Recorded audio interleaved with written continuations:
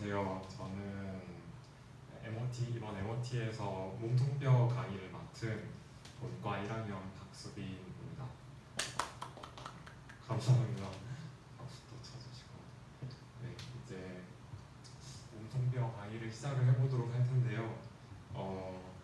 들어가기 전에 그 전에 말씀드릴 게 있는데, 먼저 이거 뭐 다른 강사님들도 많이 말씀을 해주실 것 같은데, 여기 있는 내용들은 이 MOT에서 MOT를 어떻게 들어야 되는가 하면은, 여기서 해부학적 지식을 많이 얻는 것도 정말 중요한데, 여기 있는 것들을 기본적으로 알아야 좀 해부학 공부가 수월하기 때문에 그 지식들을 얻는 것도 정말 중요한데, 그것보다 좀 더 중요하다고 생각하는 게 이제 앞으로 그 본과 공부를 함에 있어서 공부 방법을 어떻게 해야 되는가를 배우는 게 좀 더 이 MOT를 듣는데 더 중요하게 봐야 될 거라고 생각을 하거든요. 저희가 앞으로 하게 공부하게 될 것들이 양이 이전과 달리 정말 방대하고 그런 것들을 좀 효율적으로 해야 되기 때문에 이 해부학 지식을 얻는 것과 함께 이 공부 방법을 앞으로 어떻게 해야 되는가 이런 것들을 좀 중점적으로 들어주시면 좋을 것 같고요.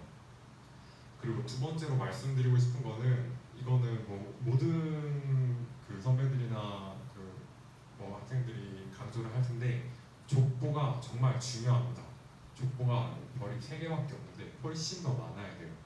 족보가 정말 정말 중요하고 뭐 예과 때도 족보가 있어가지고 그것들을 봐서 아시겠지만 이 족보를 봄으로써 교수님들이 중요하게 생각하는 게 어떤 건지 알 수도 있고 또 교수님이 어디까지 내시는지 얼마나 지역적으로 내시고 또 어떤 유형으로 내시는지 이런 얻을 수 있는 정보가 너무 많기 때문에 또 그런 것들이 공부를 효율적으로 하는데 정말 큰 도움이 되기 때문에 그런 것들을 잘 많이 얻을 수 있는 족보가 정말 중요하다. 이거는 여러 번 강조를 해도 지나치지 않을 그런 중요한 사항입니다. 그리고 다음은 이게 해부학이나 뭐 다른 과목이나 앞으로 배울 것들이 암기를 하는 게 되게 많아요. 암기를 하는 게 정말 많은데 이거를 뭐 사람마다 다르겠지만 어떤 분들은 그냥 한 번 공부할 때 진짜 하나도 안 놓치고 다 외워야겠다. 다 외운다는 생각으로 1회독을 하시는 분들이 있는데 그러면은 이 많은 범위를 커버하기가 정말 힘들어요. 이게 한 번에 잘 외워지는 것도 있는 반면에 안 외워지는 게 정말 많아요. 그래서 그런 안 외워지는 것들은 한 번 볼 때 막 억지로 외우려고 머리에 집어넣으려고 노력하면서 애쓰지 마시고 처음에 볼 때는 중요한 거 위주로 보면서 이렇게 딱 읽고 좀 머리에 잘 들어오는 것들이 있어요. 그런 잘 들어오는 것들을 먼저 머리에 좀 넣어놓고 잘 안 들어온 것들은 그냥 이런 것이 있구나 하고 다음에 봐야겠다 하고 생각을 하고 다음에 다시 여러 번 복습하면서 그런 잘 안 외워졌던 부분들을 다시 보다 보면은 어느 순간 좀 잘 외워지는 타이밍이 와요. 그래서 이렇게 암기를 할 때는 한 번에 다 외우려고 하지 말고 중요한 거, 잘 외워지는 거 먼저 외우고 그렇게 한 번 그런 것들을 외우고 나면은 그 다음에 다시 복습할 때 그 주변에 있는 것들에 살을 붙여나가면서 외우는 게 좀 더 수월해져 있어요. 그래서 그런 과정들을 반복을 하다 보면은 어느새 시험 직전까지 가면은 되게 자기도 모르게 많은 범위가 이렇게 외워져 있게 되거든요. 그러니까 처음부터 너무 애쓰지 말고 이렇게 최대한 여러 번 보는 것을 목표로 중요한 것부터 보자 하는 게 말씀드리고 싶은 거였고요. 그리고 그 다음은 용어인데 앞으로 용어가 되게 많이 나올 건데 그 용어들은 교수님들이 문제를 내실 때 영어 용어만 내거나 아니면 영어 한글을 같이 내시는 경우가 되게 많은데 한글만 내는 경우는 사실 그렇게 많지가 않아요. 또 한글만 나오는 것도 용어를 알고 있으면은 유추하기가 쉽기 때문에 용어는 일단 영어로 된 용어를 먼저 외우고 그 다음에 여유가 되면은 한글을 외우시는 것을 목표로 하시면 좋겠습니다. 이제 본격적으로 몸통뼈 강의를 시작을 해볼 텐데요. 저희가 오늘 볼 몸통뼈는 이렇게 벌테브라, 척추, 립, 갈비뼈, 스터너, 복장뼈가 세 개가 있습니다. 그 앞으로 강의 자료에는 이 영어랑 한글이 같이 있는데 영어 위주로 외워주시면 좋겠습니다. 앞으로 이것들을 볼 거고 본격적으로 들어가기 전에 한번 전체적인 느낌을 한번 보고 가겠습니다. 일단 벌테브라는 그 척추인데 다들 아시다시피 이 등 쪽에 길게 이어져 있는 게 척추죠. 근데 이 척추가 하나의 뼈가 이렇게 통으로 이루어져 있는 게 아니라 그 벌테브라라고 하는 이 작은 뼈 마디 하나하나가 쭉 이어져 가지고 기둥처럼 이렇게 연결이 돼 있는 형태를 가지고 있는데요. 그래서 이때 그 하나하나의 뼈를 벌테브라 척추라고 하고 그 쭉 이어져서 기둥처럼 형성되어 있는 거를 벌테브라 컬럼 척추라고 합니다. 척추 기둥이라는 뜻이죠. 그래서 저희가 볼 거는 이 벌테브라 컬럼이 전체적으로 봤을 때 어떤 특징을 가지고 있는지, 그리고 벌테브라 척추뼈 하나하나가 또 어떤 특징이 있는지 이런 것들을 살펴보도록 할 거고요. 그 다음에 두 번째, 세 번째로 볼 거는 갈비뼈랑 스터넘 복장뼈인데요. 얘네는 그 벌테브라가 뒤에 이렇게 축을 이루고 있으면은 그 앞에서 가슴을 둘러싸서 소락스 가슴 벽을 형성하는 뼈들인데요. 이 뼈들은 이렇게 벽을 형성함으로써 이 가슴 안에 뭐 심장이라든가 아니면 폐라든가 이런 중요한 장기들을 보호하고 또 뭐 그 립 사이사이에는 근육이 수축하면서 뭐 호흡을 할 수 있게 해주고 하는 그런 기능들을 하는데, 그래서 그런 기능들을 하는 이 립과 스터넘이 어떤 구조를 가지고 있는지 그런 것들을 중점적으로 살펴보도록 하겠습니다. 첫 번째로 벌테브라 척추입니다. 이게 목차가 되게 많은데 그 오늘 할 세 개 중에 벌테브라가 가장 중요해요. 내용도 많고.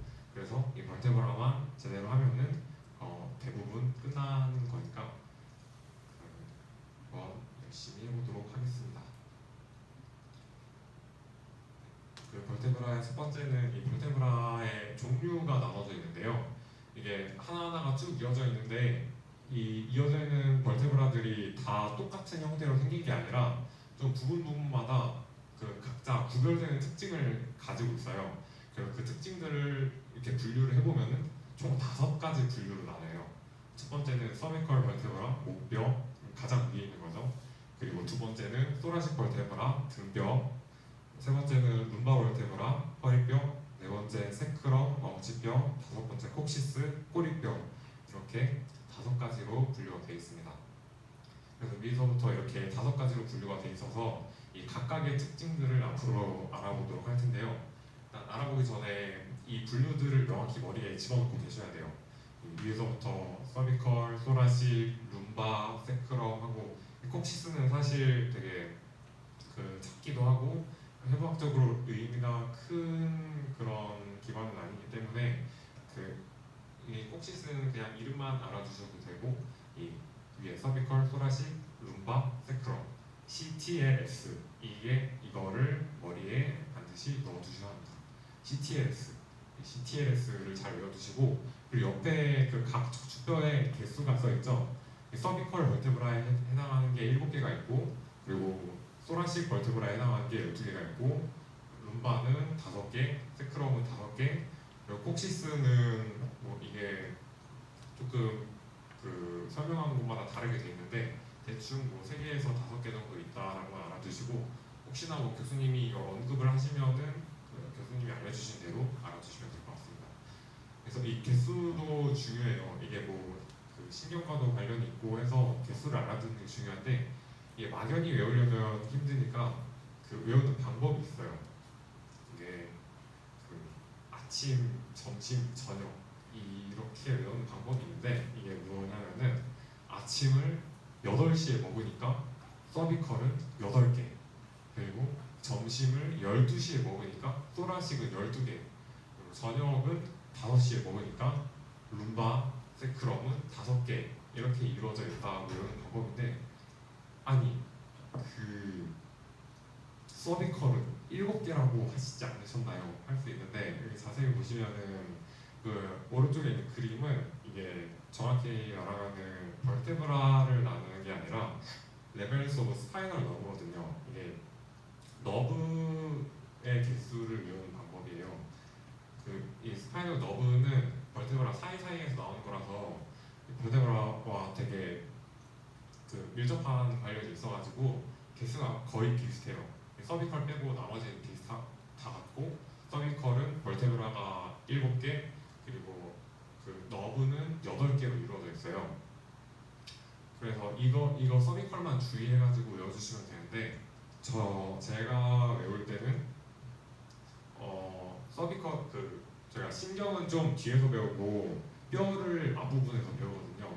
그래가지고 뼈를 배우는 단계인 해부학의 각 임무상 유미들은 아침을 좀 더 일찍 먹고 일찍 일어나서 일찍 먹어야 돼요. 그래서 뼈를 배우는 단계는 아침을 1시간 일찍 먹어서 7시에 먹는다. 그래가지고 서비컬 벌테브라는 7개, 점심은 12시에 먹으니까 소라식은 12개, 저녁은 5시에 먹으니까 룸바 세크럼은 5개, 이렇게 외워주시면 되겠습니다. 이 서비컬만 주의하셔가지고 외워주시면 좋겠습니다. 이 앞에서 CTLS 각 종류를 알아봤는데요. 이 각각 CTLS가 이 척줄을 이룰 때 이 벌티브럴 컬럼이 옆에서 보면은 일직선으로 되어 있지 않고 이렇게 굽이굽이 휘어져 있거든요. 근데 이 휘어져 있는 게 그냥 무작위로 휘어져 있는 게 아니라 그 앞에서 나눈 종류에 따라서 휘어져 있는 방향이 정해져 있어요. 위에서부터 보면은 서비컬, 그래서 이렇게 휘어져 있는 거를 벌테브럴 커버 척주 굽이라고 하거든요. 그래서 이 굽이가 어떻게 이루어져 있는지를 보면은 먼저 가장 위에 첫 번째 서비컬을 보면 서비컬은 앞쪽으로 튀어나오게 이렇게 굽어져 있어요. 그래서 이거를 서비컬 앞굽이라고 하고, 서비컬 커버처는 앞굽이, 앞으로 튀어나와 있으니까. 그리고 이 등 부분에 소라식 벌테브럴은 뒤쪽으로 튀어나오게 굽어져 있어요. 그래가지고 소라식 커버처는 뒷굽이다. 뒤쪽으로 튀어나오게 굽어있다. 그리고 룸바는 서비컬과 마찬가지로 앞쪽으로 튀어나와 있습니다. 앞굽이, 세크럼은 뒤쪽으로 튀어나오게 굽어 있어서 뒷굽이, 세크럼 커버처는 뒷굽이라고 알아주시면 됩니다. 콕시스는 워낙 작은 부분을 차지하기 때문에 따로 이렇게 커버처를 말하진 않고요. CTLS만 앞뒤 순으로 알아주시면 됩니다. 앞뒤 번갈아가면서 이렇게 있는 것만 알아주시면 되는데, 가끔 뒤앞이 헷갈릴 수도 있는데, 이게 그냥 단순하게 생각해서 앞이 앞에 오고 뒤가 뒤에 온다만 알아두시면 될 것 같습니다. 뒤앞 하면은 좀 어색하니까 CTLS 순으로 앞뒤로 진행이 된다. CTLS의 척추 굽이는 앞뒤로 이루어져 있다를 알아두시면 좋겠습니다.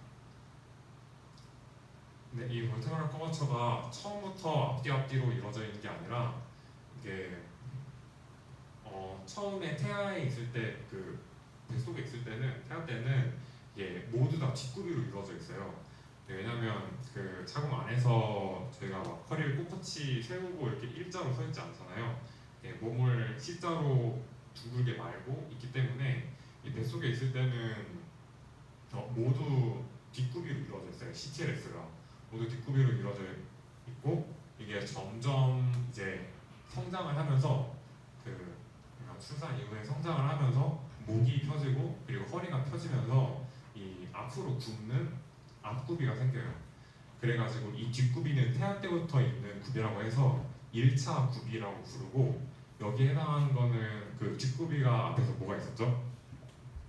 그래서 소라식과 세크럼 이 두 개가 있었죠. 네, 소라식 커버처와 세크럼 커버처는 태아 때부터 있는 굽이 1차 굽이이고요. 그리고 이 앞으로 튀어나오는 앞굽이는 성장하면서 생기는 굽이이기 때문에 2차 굽이라고 부르고, 여기에 해당하는 거는 보면은 서비컬과 룸바가 있죠. 네, 서비컬 커버처와 룸바 커버처는 성장하면서 생기는 굽이인 2차 굽이입니다. 앞뒤로 돼 있다는 거랑 그게 앞으로 튀어나오는 거는 2차 굽이, 뒤로 튀어나오는 거는 1차 굽이라는 것을 알아주시면 좋겠습니다.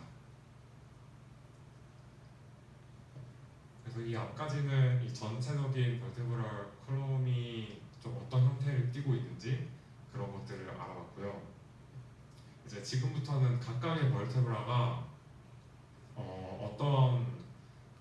각각의 벌테브라 하나하나가 어떤 특징을 가지고 있는지를 알아볼 건데요. 이게 종류마다 되게 다양한 특징들이 구별되는 특징들이 있어요. 그런 특징들을 다 알아야 되는데 난 그 전에 좀 그 벌테브라들이 보편적으로 대부분 가지고 있는 특징들을 먼저 알아보도록 하겠습니다. 그래서 대부분의 그 벌테브라들이 어떻게 이루어져 있냐면 이 밑에 있는 게 하나의 벌테브라를 나타내는 건데요. 왼쪽 그림은 그 위에서 본 그림, 그리고 오른쪽 그림은 옆에서 본 그림인데요. 위에서 본 거를 보면은 위에 파란색으로 된 약간 통으로 되어 있는 부분이 있고, 그리고 밑에는 좀 주황색으로 되게 불규칙하게 되어 있는 부분이 있죠. 이 파란색으로 된 약간 찌그러진 원기둥 같은 모양으로 되어 있는 게 벌테브럴 바디 부분이고요. 이렇게 불규칙하게 아치 모양을 이루고 있는 부분이 벌테브럴 아치 부분입니다. 그래서 크게 그 벌테브라 하나를 이렇게 나눠보면은 바디 부분과 아치 부분 되어 있는데, 이 바디 부분은 막 그렇게 큰 특징은 없어요. 그냥 이렇게 통짜로 돼 있어가지고 그냥 이 부분 제일 큰 부분을 찾아는 이 부분이 그냥 바디 부분이구나 이렇게만 아시면 되는데, 이 아치 부분은 되게 뭔가 구조물이 많죠. 이 구조물들을 다 알아야 되는 중요한 구조물들인데, 네, 이게 한 번에 이렇게 보면 어려우니까 이거를 좀 쉽게 좀 모형으로 만든 그림이 있어요. 이게 뒤에 이 그림인데, 이걸 보시면은 이게 뭐 실제로 이렇게 분해가 되진 않겠지만 그 하나하나의 그 구조물들을 따로 떼어서 분해해 보면은 이런 모양이 나오거든요. 보면은 일단은 벌테브럴 바디 부분이 있고, 이 나머지 부분들은 다 벌테브럴 아치에 속하는 부분들이에요. 아치에 속하는 부분들인데, 하나씩 보면은 일단 하늘색으로 된 그 진짜 아치 모양의 아치가 하나 있죠. 아치가 하나 있고, 나머지는 다 프로세스, 이렇게 튀어나와 있는 돌기들이에요. 돌기들이 스파이너스 프로세스, 가시돌기, 트랜스퍼스 프로세스, 가로돌기, 그리고 아티큘러 프로세스, 관절 돌기, 이렇게 세 가지 돌기가 있습니다. 그래서 이 아치는 바디에 붙어 있고, 이 아치에다가 프로세스, 세 종류의 프로세스들이 이렇게 붙어 있는 그런 형태를 띠고 있는데요. 일단은 이 아치에 두는 프로세스들을 하나씩 보면은 먼저 가시돌기, 스파이너스 프로세스가 있습니다. 이 스파이너스 프로세스는 바디와 반대쪽에 하나 붙는 프로세스인데요. 얘는 그냥 이 바디가 있는 쪽이 앞쪽이거든요. 배 쪽. 그리고 스파이너스 프로세스가 붙는 쪽이 등 쪽, 뒤쪽입니다. 그 방향성을 알아두시면 되고, 일단은 벌테브럴 바디의 반대쪽에 붙어 있는 게 스파이너스 프로세스, 가시돌기다. 이 가시돌기가 아치의 그 가운데 일단 붙는다는 거 알아두시면 되고, 그리고 그 다음에 볼 게 아티큘러 프로세스, 관절 돌기인데요. 이 관절 돌기는 다른 돌기들이랑 좀 차이가 있어요. 거기 밑에 보이시면 여기서 이 그림으로 이렇게 갈수록 하나씩 합쳐지는 그림인데, 마지막에 완성된 그림을 보면은 다른 돌기들은 아치의 안쪽으로 들어오지 않는데, 이 아티큘러 프로세스 같은 경우에는 아치의 안쪽으로 들어가 있어요. 안쪽으로 들어 있어가지고 이 아치를 그 영역을 나누게 됩니다. 이게 무슨 소리냐면은 그 보면 스파이너스 프로세스는 그냥 아치에 달려 있고, 이 뒤에 설명할 그 트랜스퍼런스 프로세스도 그냥 옆에 가로로 달려 있어요. 달려 있는데 이 아티큘러 프로세스는 하늘색 아치를 통과해가지고 이렇게 들어가 있어요. 이게 무슨 의미를 가지냐면은 이렇게 통과해가지고 들어가 있음으로써 아치가 하나로 연결되지 않고 두 부분으로 나뉘어요. 두 부분으로 나뉘어서 이 나뉜 곳에 바디 쪽에 붙어 있는 이 부분은 뿌리라고 불러가지고 페디클이라고 부르고요. 반대쪽에도 있죠. 마찬가지로 바디에 붙는 이 페디클 부분과 그리고 나머지 바깥쪽에 등 쪽에 존재하는 라미나 부분으로 구분이 돼요. 그래서 이 아티큘러 프로세스에 의해서 페디클 부분과 라미나 부분이 구분이 되고, 그러면 이 라미나 부분, 이 스파이너스 프로세스는 그 바디와 반대쪽에 등 쪽에 붙어 있으니까 이 라미나 부분에 붙어 있는 거겠죠. 이렇게 해서 이 아치에 스파이너스 프로세스랑 아티큘러 프로세스가 붙게 되고, 그다음에 마지막으로 트랜스버스 프로세스 가로도르기가 붙게 되는데, 이 가로도르기는 양쪽으로 이렇게 나 있는 돌기예요. 양쪽으로 나 있는 돌기가 이 아티큘러 프로세스가 있는 부분에 그 양쪽으로 가로로 이렇게 붙게 됩니다. 근데 그냥 설명을 위해서 이렇게 된 거지, 뭐 이런 게 뭐 발생 과정이나 이런 것과 연관이 있는 건 아니고, 그냥 이런 식으로 마지막에 완성된 그 모양이 이런 모양이다라는 걸 이해를 돕기 위해서 이렇게 설명한 거니까 그렇게 알아주시면 될 것 같습니다. 그리고 이 아티큘러 프로세스 같은 경우에는 위아래로 나 있는 돌기인데, 그래서 얘는 위로 나 있는 거는 스페리어 아티큘러 프로세스고요. 스페리어나 인페리어 같은 표현은 아마 그 1강에서 그런 것들을 해막 성문을 다루면서 아마 하셨을 것 같아요. 그래서 그거는 따로 설명을 드리지는 않겠고, 그 위 관절 돌기는 스페리어 아티큘러 프로세스, 아래 관절 돌기는 인페리어 아티큘러 프로세스, 이렇게 이루어진다 하시면 될 것 같습니다. 벌테브라에서 전형적인 구조는 일단 바디와 아치로 나뉘고, 아치는 조금 복잡한데 그 아치 하나에 바디와 반대쪽에 등 쪽으로 솟아있는 스파이너스 프로세스가 하나 있고, 그리고 그 위아래로 이렇게 아치를 관통하는 아티큘러 프로세스가 양쪽에 있고, 이렇게 관통하면서 그 아치가 페디클과 라미나 부분으로 나뉘고, 그리고 마지막으로 그 좌우로 가로로 나 있는 트랜스버스 프로세스가 있다. 이렇게 알아두시면 되겠습니다. 그리고 이게 아치 모양으로 생기다 보니까 가운데 빈 공간, 구멍이 생기죠. 이 구멍을 벌테브랄 포라멘이라고 하는데, 이런 구멍이 있으면은, 보통 뼈에 구멍이 있으면은 그 뼈를 지나는 구조물들이 꼭 있어요. 그래서 그 뼈에 구멍들이 중요한데, 아마 그 1강에서 머리뼈를 강의해 주신 분도 이런 구멍들을 되게 강조하고, 그 구멍을 지나가는 구조물들도 강조를 해주셨을 거예요. 그래서 이 뼈에서 구멍이 나오면은 한 번씩 여기가 뭐가 지나갈까를 한 번씩 생각을 해주시면 좋습니다. 여기에 뭐가 지나가는지도, 이 벌테브랄 포라멘으로 뭐가 지나가는지도 뒤에서 한번 다룰 예정입니다. 이거는 기출문제 족보에서 가져온 문제인데요. 보면은 뭐 이런 증상이 있어가지고 왔다, 주간판 탈출을 진단하고 완화시키기 위해 뭐 이렇게 써져 있는데, 그 앞에 거는 그렇게 중요한 내용은 아니고요. 중요한 거는 라미넥토미를 시행하였을 때 제거되는 구조는? 하고 물어봤잖아요. 라미넥토미라는 거는 아마 의학용어 시간에 배우셨을 텐데, 이 액토미라는 게 절제술을 말하잖아요. 라미넥토미는 라미나를 절제하는 수술을 말해요. 제가 앞에서 라미나가 뭐라고 했죠? 이 아티큘러 프로세스에 의해서 나뉘는 두 부분 중에 페디클이랑 라미나 중에 바깥쪽에 있는 게 라미나였죠. 이 라미나를 절제하는 수술이에요. 이 라미나가, 이 문제를 간단히 설명을 드리면은, 이게 디스크 뒤에서 배울 이 디스크가 그 신경을 압박을 해가지고 그 신경이 압박받지 않게 좀 공간을 확보하기 위해서 이 라미나를 절제를 해서 좀 공간을 확보하는 그런 수술인데, 이 라미나를 절제를 했을 때 뭐가 제거가 되는지를 물어봤잖아요. 라미나가 절제되면은 어떤 구조물이 같이 절제가 되겠어요? 이 뒤에 달려있는 스파이너스 프로세스가 같이 절제가 되겠죠. 그래서 이 구조를 알고 있으면은 풀 수 있는, 다른 지식이 없어도 풀 수 있는 그런 문제였다. 이렇게 보시면 되고요. 이런 관련된 내용은 그 나중에 배우시면서 같이 배우실 겁니다. 그래서 이렇게 그 모형으로 되어 있는 거를 익혔으니까 한번 앞에 그 실제 벌테브라를 살펴보면은, 바디는 그냥 단순하게 이렇게 바디가 있고 이렇게 아치가 있는데 이 아치의 그 바디 반대쪽에 달려있는 게 뭐라고 했죠? 스파이너스 프로세스.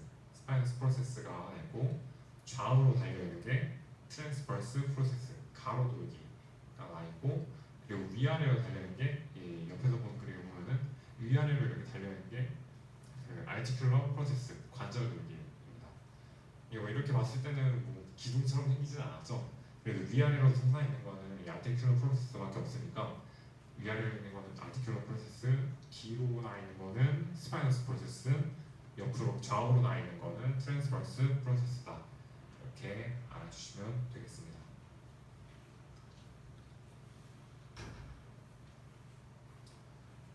그리고 그 벌테브라의 구조는 그렇고 이 벌테브라들이 쭉 이어져 있는데 얘네가 그냥 바로 맞닿아 있는 게 아니라 이 사이사이에 인터벌테브럴 디스크들이 존재를 해요. 그래서 이 디스크는 우리가 흔히 말하는 뭐 허리 디스크 이런 거 말할 때 말하는 디스크인데 이렇게 원반 모양으로 생겨가지고 이게 그 대부분 그 많은 부분이 물로 돼 있어가지고 완충 작용을 하는 그런 연골이거든요. 그래서 벌테브라 사이사이에는 이 디스크가 하나씩 있어서 완충 작용을 해준다. 이렇게 알아두시면 되고 그리고 이 디스크의 구조를 좀 자세히 보면은 안쪽에 짙게 돼 있는 게 뉴클레우스 프로포서스가 있고 그 테두리 쪽에는 좀 연한색으로 애듈러스 파이브로서스가 있는데 이거는 지금 나중에 뭐 알아야 될 내용이긴 한데 지금 당장 여기까지 알기는 힘드니까 일단은 벌테브럴 사이사이에 인터벌테브럴 디스크가 있다. 이 정도로만 알아주시면 될 것 같습니다. 저희가 뭐 허리 디스크 때문에 되게 통증이 심하다 하는 것들은 이 디스크가 정상적으로 있으면 괜찮은데 마존작용을 잘하면서 괜찮은데 뭔가 그 잘못된 자세나 이런 걸로 디스크가 압박을 많이 받으면은 이렇게 그 정상적인 바디에서 탈출을 해가지고 뒤에 그 제가 앞에서 말씀드린 포라멘 신경이 지나거든요. 그 지나는 신경을 이렇게 눌러요. 그거를 herniated 했다고 하는데 그래서 이렇게 디스크가 그런 그 요인들에 의해서 튀어나와서 신경을 누르면은 뭐 이런 뭐 통증이 있다 뭐 이런 것들도 그냥 알아두시면 될 것 같습니다. 아까 그 전에 말씀드린다고 했던 이 포라멘이 지나는 구조물이 바로 이 신경인데요. 이게 벌테브라 커널이라고 되어 있는데 벌테브라 하나에 있는 구멍은 포라멘이고 근데 이게 컬럼을 이루면서 쭉 이어져 있잖아요. 그게 쭉 이어져 있으면은 이 포라멘들도 하나하나씩 모여가지고 그 쭉 관 같은 동굴 같은 형태로 이렇게 이어져 있겠죠. 그래서 그렇게 이어져 있는 그 공간을 통로를 벌테브럴 커널이라고 해요. 이 커널에는 신경이 지나가는데 그거를 여기를 지나는 게 바로 척수, 스파이널 코드입니다. 이 스파이널 코드, 척수가 이렇게 쭉 이어져 있는 공간을 지나가면서 양 옆으로 하나씩 신경 가지를 뻗는데 이게 스파이널 너브들이고요. 그래서 이런 그 형태를 이루고 있다를 아시면 될 것 같습니다. 이 앞까지는 그 벌테브라들이 가지고 있는 좀 공통적인 특징들을 알아봤는데 이 앞 이제부터는 그 각각의 CTLS가 각각 어떤 특징을 가지고 있는지 이것들을 하나씩 살펴보도록 하겠습니다. 일단 첫 번째로 서비컬 벌테브라 목뼈인데요. 이 목뼈가 가진 특징 첫 번째 두드러진 특징은 트랜스버스 프로세스 그 가로로 나 있는 돌기에 트랜스버스 포라멘이 있어요. 원래 포라멘은 이 구멍은 그 벌테브라의 이 아치 가운데 하나만 크게 나 있거든요. 근데 이 서비컬 벌테브라 같은 경우에는 이 가운데 있는 벌테브랄 포라멘 말고도 양 옆에 이 트랜스버스 포라멘이 또 따로 있어요. 그래서 이렇게 이 구멍이 가운데 말고도 양 옆에 추가로 있다 하면 이거는 서비컬 벌테브라거나 이렇게 아시면 됩니다. 그래서 이게 가장 두드러진 첫 번째 특징이고, 두 번째 특징은 바이피드 스파이너스 프로세스가 C2에서 C6에 존재한다 하는데, 이 바이피드라는 게 약간 뭐 두 갈래, 두 줄로 나 있다 이런 뜻인데, 그래가지고 이 밑에 빨간색으로 동그란 친구를 보시면은 스파이너스 프로세스가 원래는 그냥 하나가 이렇게 그 솟아있어야 되는데, 이 서비컬 벌테브라 같은 경우에는 이게 두 갈래로 이렇게 Y자로 솟아있어요.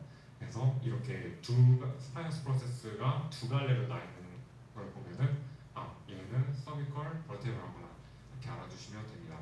이 서비컬 벌테브라의 가장 큰 특징은 트랜스퍼스 포라멘이 양옆에 있다.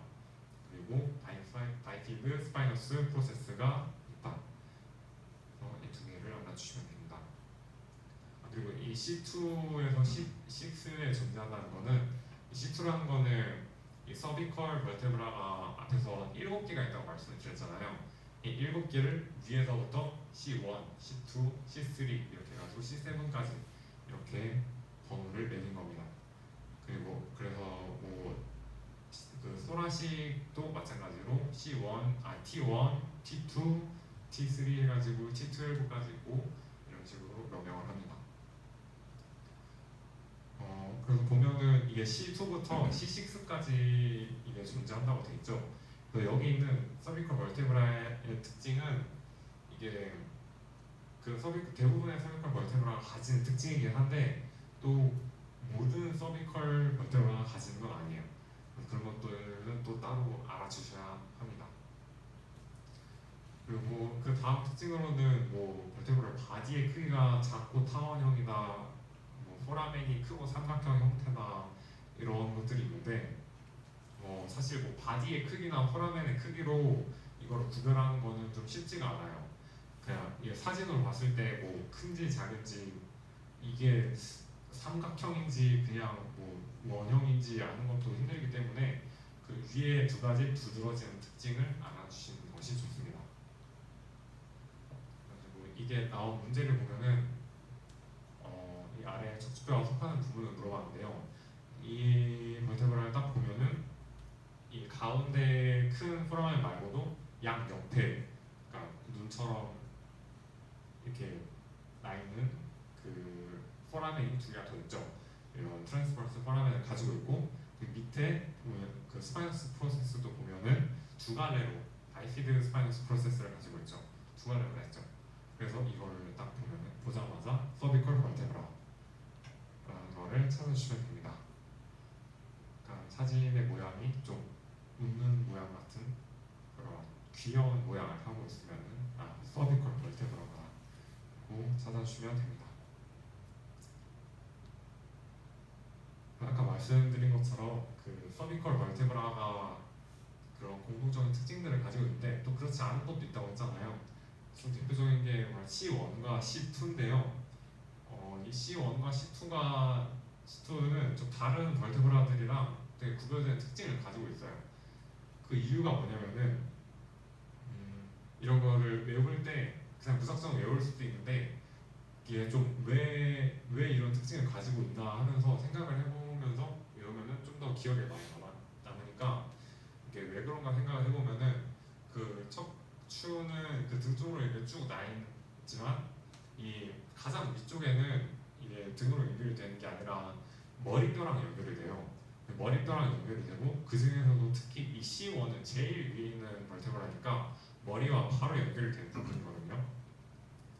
그래서 여기 특징을 보면 옥시피탈 컨다이를 통해 스컬과 직접 닿는다 이렇게 되어 있고, 그 뒤통수 부분이랑 직접 닿는다고 되어 있고, 그리고 그 조인트를 형성해서 움직임을 관여한다 하는데, 그 구조적인 특징을 살펴보면은 얘는 특이하게 그 바디가 없어요. 벌테브라 바디가 없고, 오른쪽 위에 그림을 보시면은 이게 아치가 있고, 원래 이쪽에 바디가 있어야 되는데 지금 바디가 없고 그냥 아치가 쭉 이어져 있죠.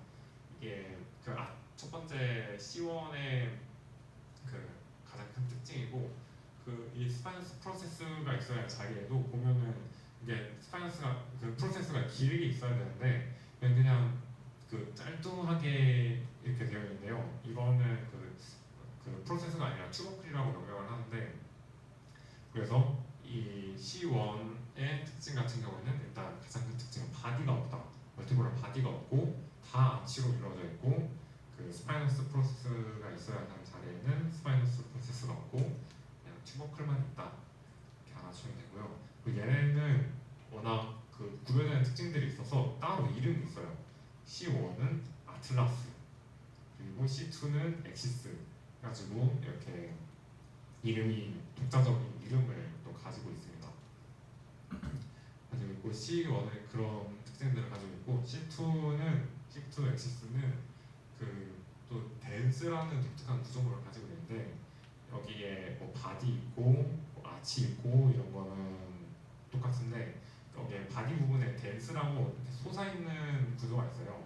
이 솟아있는 구조는 어떤 거냐면은 위에 있는 C1과 관절해가지고 뭐 조인트를 형성해서 이렇게 역할을 하는 건데, 얘 뒤에 있는 그림을 보면은 더 이해가 좋습니다.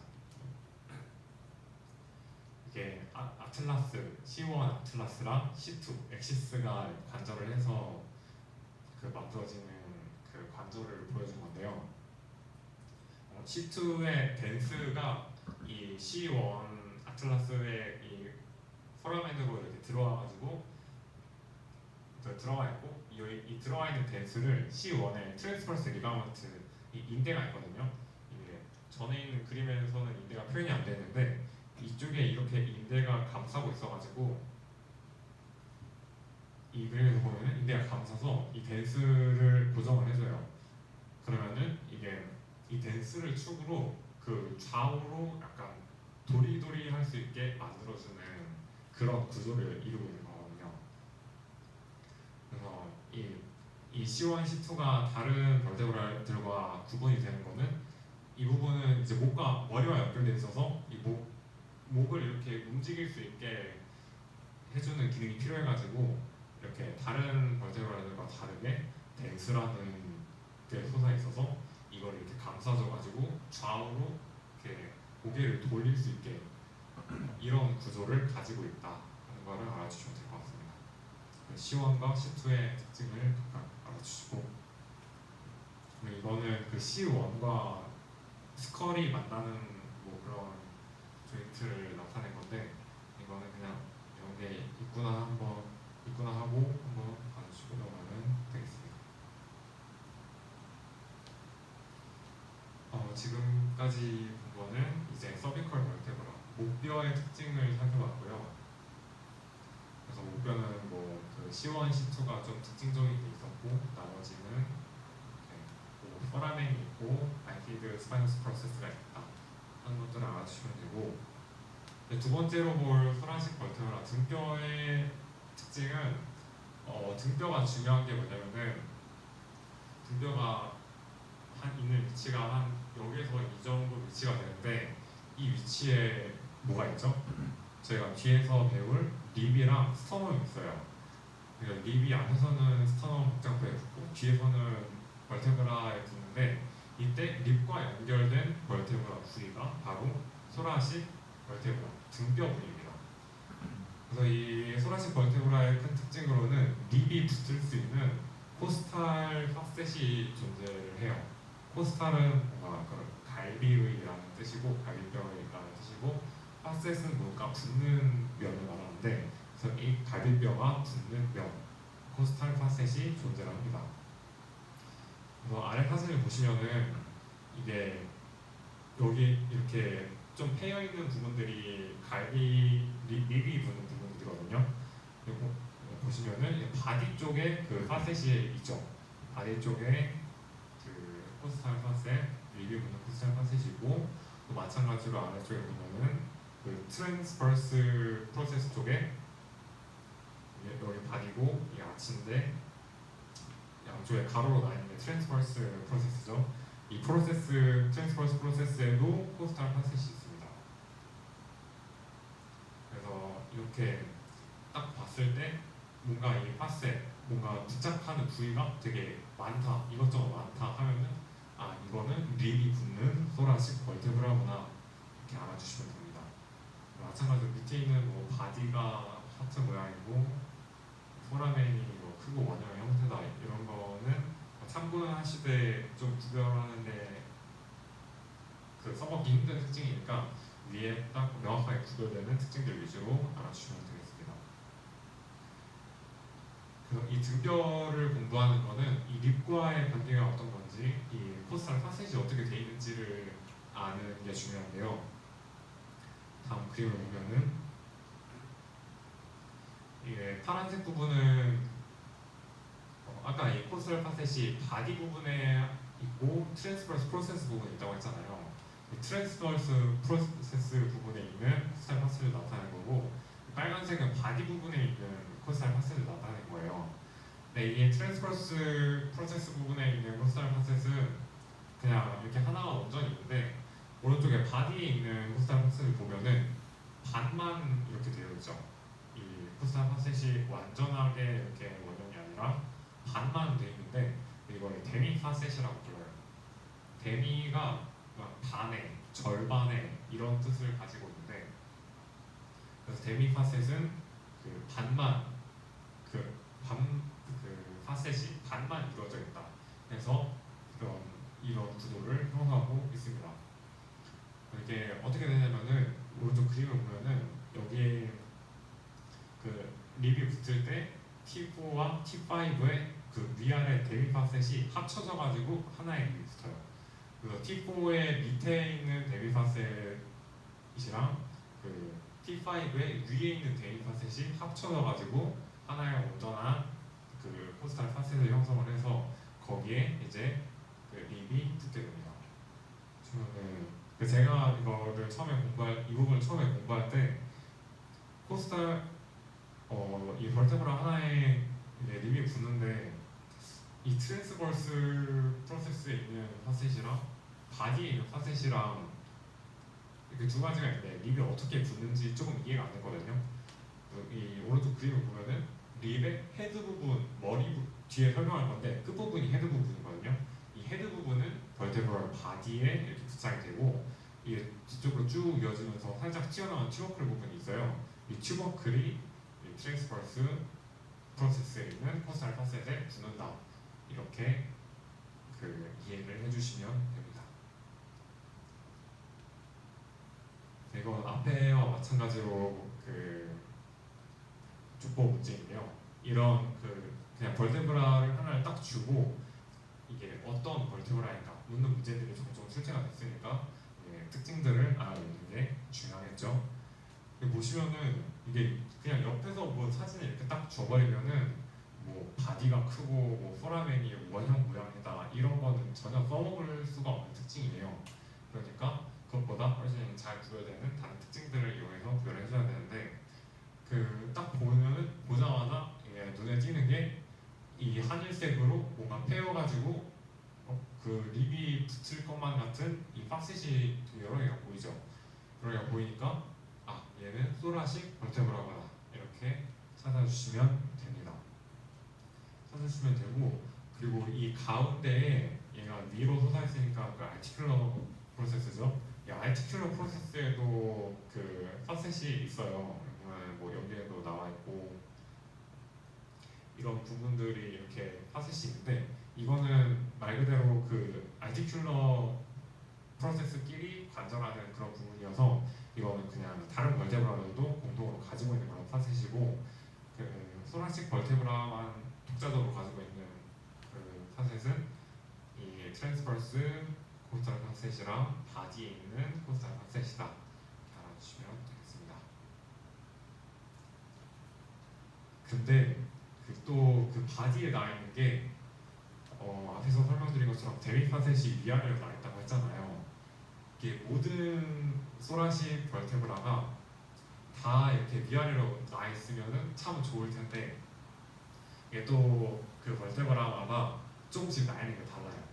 보면은 앞에서 설명한 것처럼 이렇게 위아래로 데미 파셋이 나 있는 거는 T2부터 T5, T8까지가 해당이 돼요. 그래서 이게 그걸 조금 간단하게 나타낸 그림인데 이게 바디고 하나의 네모가 바디고 이게 그 코스탈 파셋을 나타내요.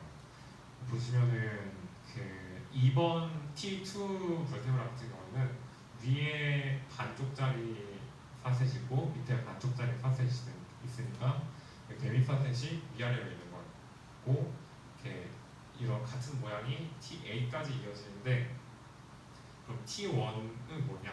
T1은 하나의 온전한 코스탈 파셋을 가지고 있어요. 이 하늘색으로 된 거는 어디 걸쳐 있지 않고 그냥 이 바디 하나에 온전하게 들어가 있죠.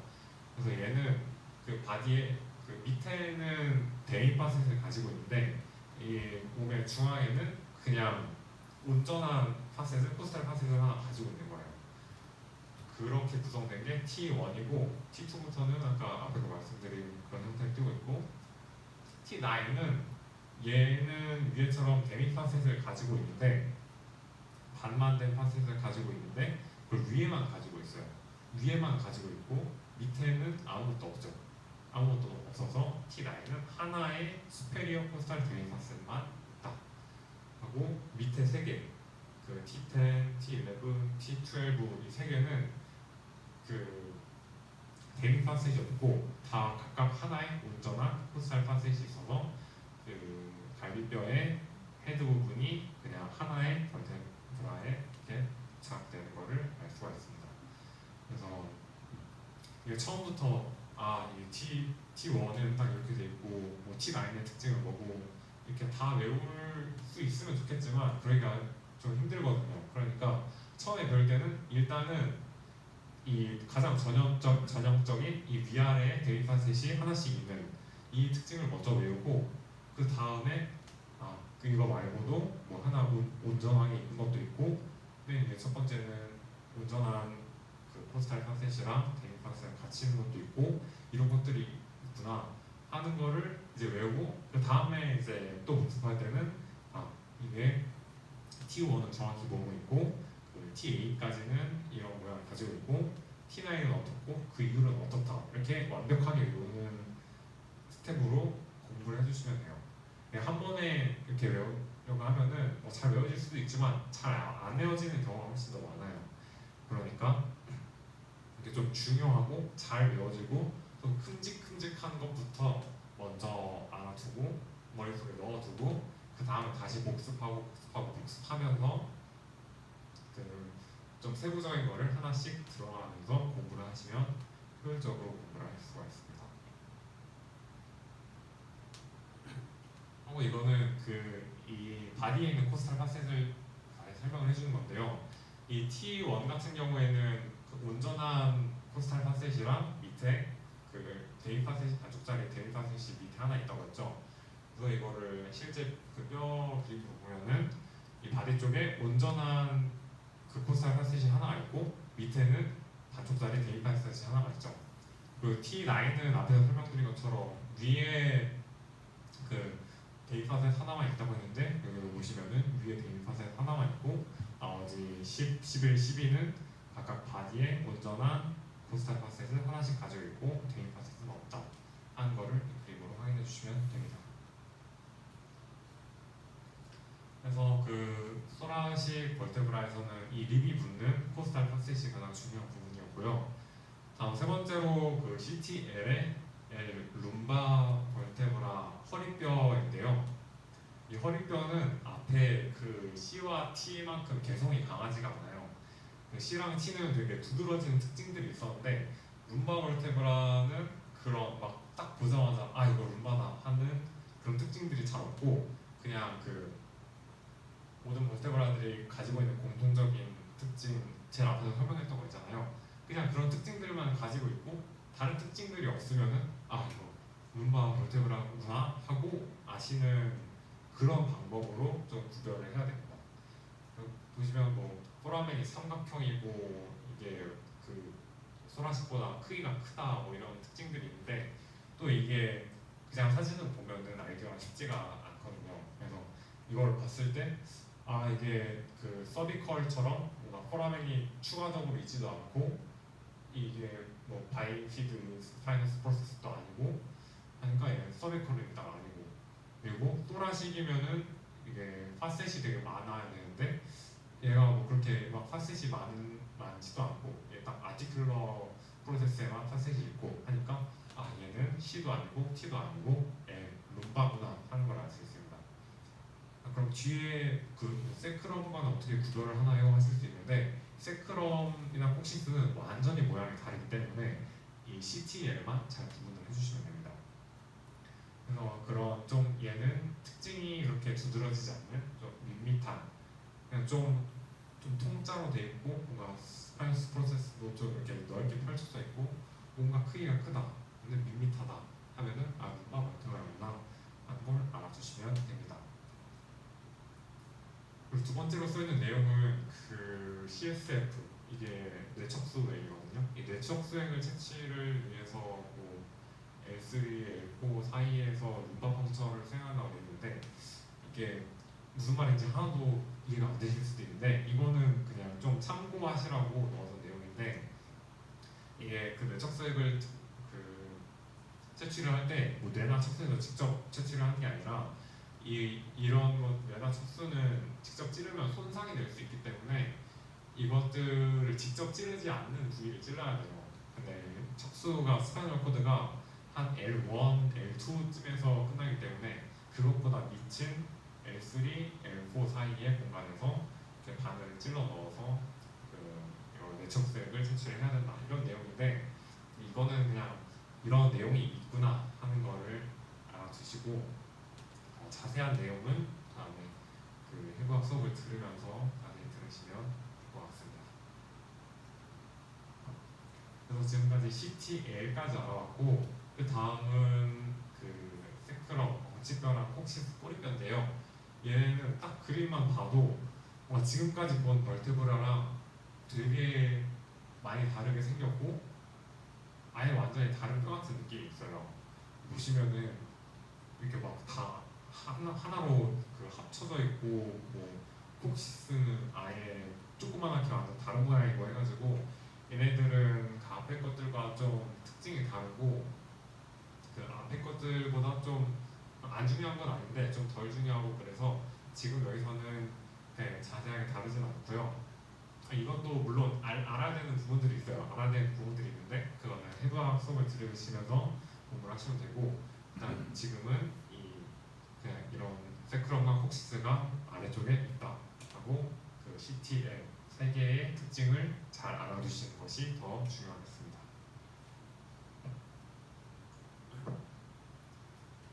지금까지 그 벌테브라의 벌테브라 컬럼의 특징, 뭐 하나하나의 벌테브라의 특징들을 알아봤는데요.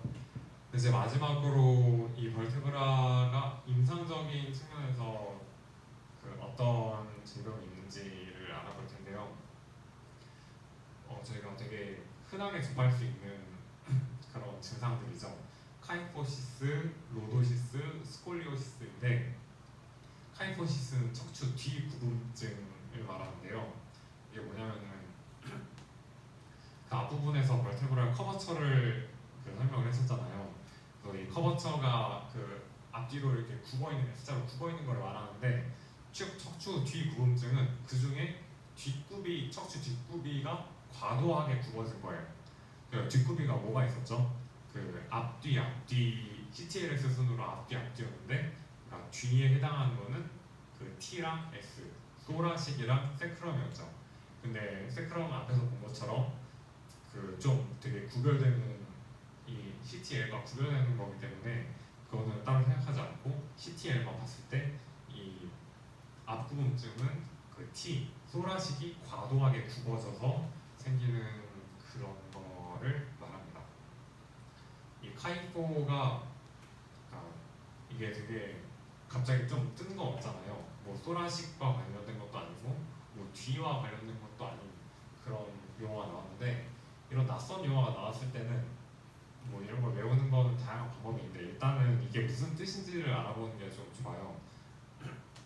카이포가 그 등이라는 뜻인데 이 등이 그 소라식이 등뼈니까 그게 과도하게 굽었다는 거를 말을 하는데 그래서 이 카이포시스의 카이포는 등을 의미하기 때문에 등이 과도하게 굽었다. 그래서 그 등은 뒷굽이니까 척추 뒤 구름증.